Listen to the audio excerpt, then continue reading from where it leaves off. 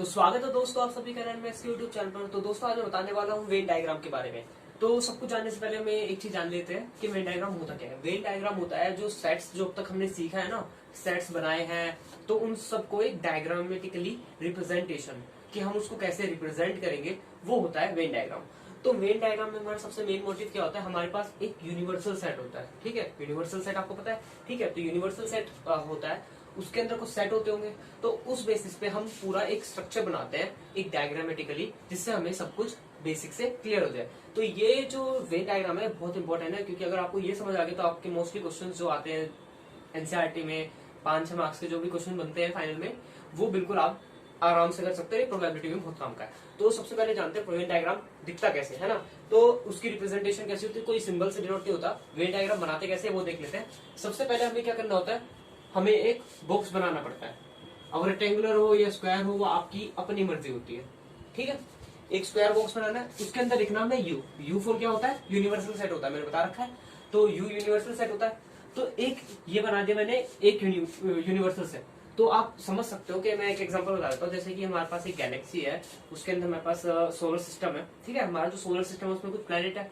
तो जो solar system है वो मान लो एक हमारा यूनिवर्सल सेट है, और उसके अंदर जो प्लैनेट्स है ना, प्लैनेट्स है, एस्ट्रॉइड्स है, कॉमेट्स है, जो भी है वो सारी चीज क्या है, सेट्स है। सेट्स है, उसके अंदर क्या है, हम लोग है। जैसे सोलर सिस्टम में एक अर्थ है, अर्थ एक सेट है, उसके अंदर हम इंसान है, इंसान उसके एलिमेंट्स है। इस तरीके से देखते हैं।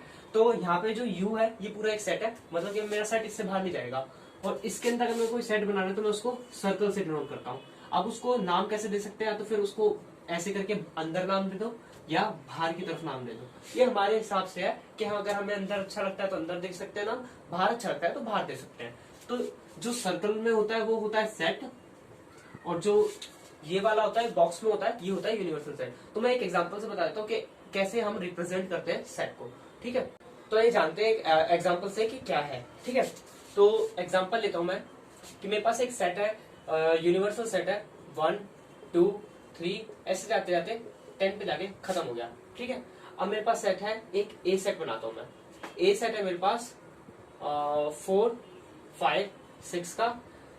बी सेट है मेरे पास 1 2 3 का। सी सेट है मेरे पास 6 7 8 का। और एक डी सेट और बना देते हैं जो है 9 और 10 का। छोड़ो, जरूरी नहीं है हर चीज हो सेट में। ठीक है, तो मेरे पास ये एक मेरे पास क्वेश्चन आ सकता है कि मेरे पास ये 4 सेट दे दिए, हमें को इसको वेन डायग्राम के थ्रू रिप्रेजेंट करना है। तो सबसे पहले आपका दिमाग कहाँ पे जाना चाहिए, जो सबसे बड़ा सेट होगा ना, जिस सेट के अंदर सबसे ज्यादा एलिमेंट्स होंगे, वो सेट यूनिवर्सल सेट कहलाएगा।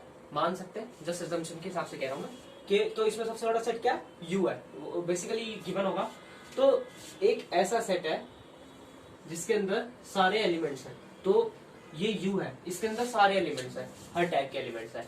ठीक है, ये तो हमें पता लग गया कि यहाँ पे अगर मैं कोई एलिमेंट्स दिखाना चाहूँ तो यहाँ पे कोई एक एलिमेंट्स को दिखाते कैसे वो बता देता हूँ। यहाँ पे जैसे मेरे को 10 एलिमेंट दिखाने तो मैं ऐसे कर सकता हूँ, यहाँ पे कहीं 1 होगा, यहाँ कहीं 2 होगा, यहाँ कहीं 3 होगा, यहाँ कहीं 4 होगा, यहाँ कहीं 5 होगा।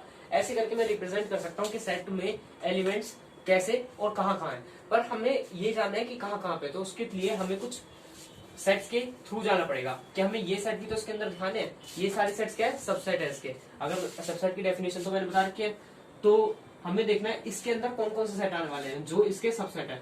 यूनिवर्सल सेट के जो भी सबसेट है ना, वो सारे इसके अंदर आएंगे। ठीक है, ये चीज समझ आ गई कि जितने भी यूनिवर्सल सेट के सबसेट्स हैं वो सारे इस सेट के अंदर आने वाले हैं। ठीक है, अब सर्कल में बनाने, अब कैसे बनेंगे देखो। मेरे पास एक सेट है जिसके अंदर है 4 5 6 एलिमेंट। ठीक है, तो बना लेते हैं। यहाँ पे कहीं 4 होगा, यहाँ पे कहीं 5 होगा और यहाँ पे कहीं 6 होगा। नाम दे देते हैं 4 5 6। ये एलिमेंट्स 4 3 एक सेट में है। तो मेरे को सेट किससे बनाना होता है, इससे।